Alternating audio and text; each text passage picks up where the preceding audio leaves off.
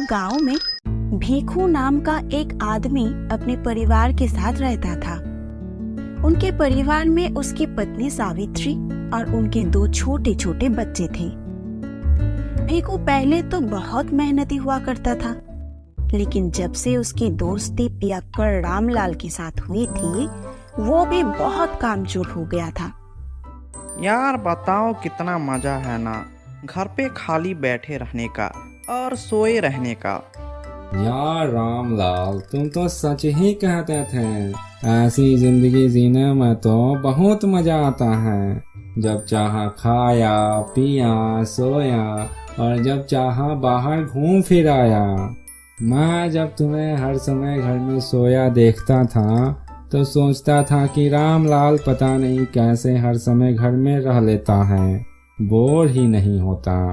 लेकिन मुझे तो अब पता चला है कि इस जिंदगी का तो मजा ही कुछ और है। लेकिन यार, वो मेरी पत्नी सावित्री है ना, मेरे बस कान ही खाती रहती है। मगर मैं भी ऐसा ढीठ बन गया हूँ, उसकी बातें एक कान से सुनता हूँ और दूसरे से निकाल देता हूँ। मेरी तरह मैं भी तो ऐसा ही करता हूँ। अच्छा रामलाल, अब मैं चलता हूँ। सावित्री ने खाना बना लिया होगा। कहीं ऐसा ना हो कि सारा खाना खुद खा ले और बच्चों को खिला दे। अगर ऐसा हुआ तो मुझे भूखा ही सोना पड़ेगा। और फिर भीखू वहाँ से चला जाता है। जब वो घर वापस आता है तो सावित्री भी सब्जी खरीद के घर आ चुकी थी। तुमने खाना बना लिया कि नहीं? मैं तो सब्जी लेके अभी आई हूँ। इतनी जल्दी कैसे बना लेती खाना? सावित्री बेचारी दिन भर दूसरों के घर काम करके थक चुकी थी, लेकिन उसे अपने बच्चों के लिए खाना बनाना ही था। सावित्री किचन में जाकर खाना बना लेती है और अपने पति और बच्चों को खाना खिला देती है।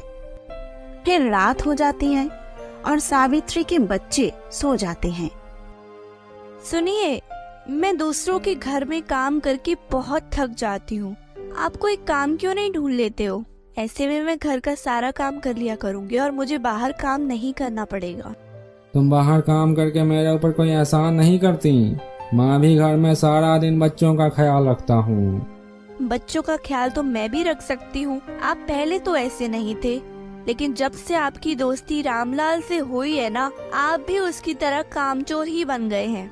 सावित्री अपने पति को समझाने की कोशिश कर रही थी, लेकिन उसका पति गहरी नींद में सो गया था।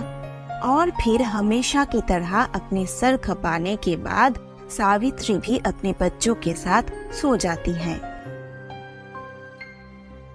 अगले दिन सावित्री काम पे जाने से पहले अपने पति से कहती है, मैंने नाश्ता बना लिया है, बच्चों को मैंने खिला भी दिया है। आप भी उठकर खा ले और बच्चों का ध्यान रखना। आजकल गांव में एक डाकू आता है और वो बच्चों को उठा ले जाता है। नाश्ता करके फिर सो मत जाना। अच्छा ठीक है, तुम जाओ, मैं देख लूंगा बच्चों को। फिर सावित्री काम करने निकल जाती है। उसके जाने के बाद उसका पति भीखू नाश्ता करता है और फिर से सो जाता है। मुन्नी, हम आज बाहर जाएं, थोड़ा घूम फिर कर आते हैं। नहीं गोलू भैया, मम्मा गुस्सा होंगी। मम्मा को कौन सा पता चलना है, हम उनके आने से पहले वापस आ जाएंगे।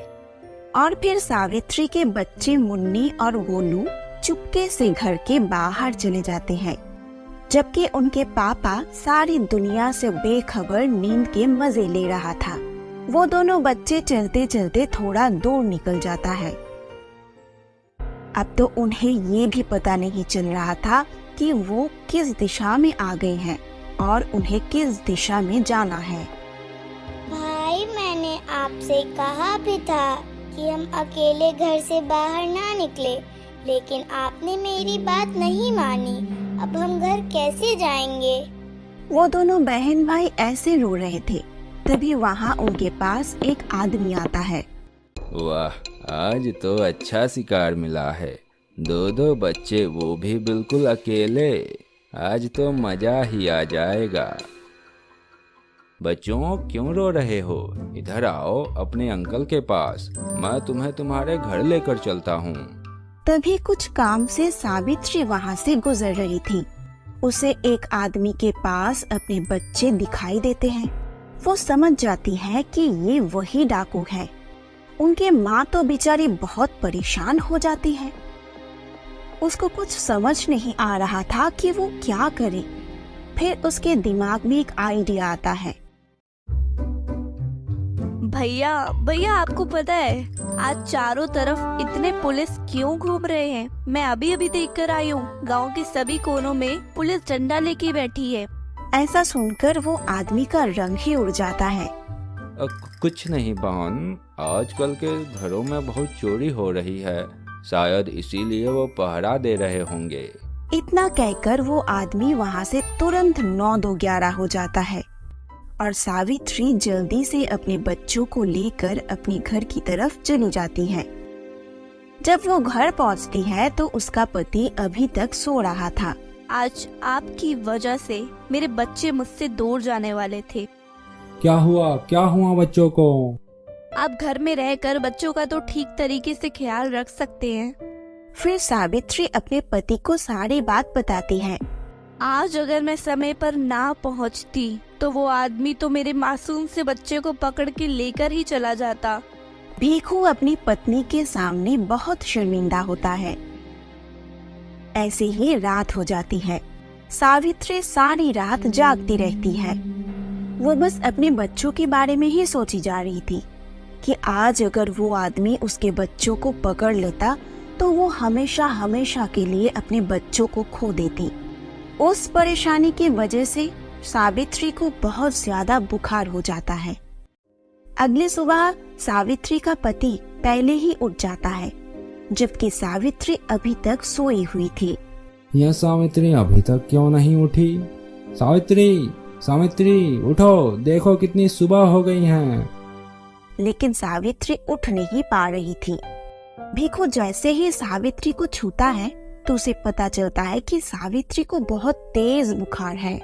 सावित्री, तुम्हें तो बहुत तेज बुखार है, तुम आराम करो, मैं बच्चों के लिए और तुम्हारे लिए खाना बनाता हूँ। फिर भीखू खाना बनाने चला जाता है। थोड़ी देर बाद सभी लोग खाना खा लेते हैं। आज वो काफी दिनों बाद इतना काम किया था, इसलिए बहुत ज्यादा थक जाता है। ऐसे ही शाम हो जाती है और शाम तक भीखू काम करके वापस घर आ जाता है। आकर खाना भी वही बनाता है। इतनी थकान के बावजूद भी उसे अपने बच्चों के लिए खाना बनाना था। उसे अब एहसास होने लगा था कि सावित्री कैसे इतने लंबे समय से ये सब अकेले कर रही थी। वह भोजन तैयार करके अपने बच्चों और पत्नी को खाना खिलाता है। आज तो आप बहुत थक गए होंगे ना? सावित्री, मुझे माफ कर दो। आज मुझे एहसास हुआ है कि मैंने तुम्हारे साथ कितना जुल्म किया है। अब से मैं काम करके 2 पैसे कमा के लाऊंगा और तुम मेरे बच्चों और घर की देखभाल करोगी। पति और पत्नी एक गाड़ी के 2 पहिए होते हैं और गाड़ी 2 पहियों के साथ ही ठीक चलती है। सावित्री अपने पति में इतना बदलाव देखकर बहुत खुश हो जाती है।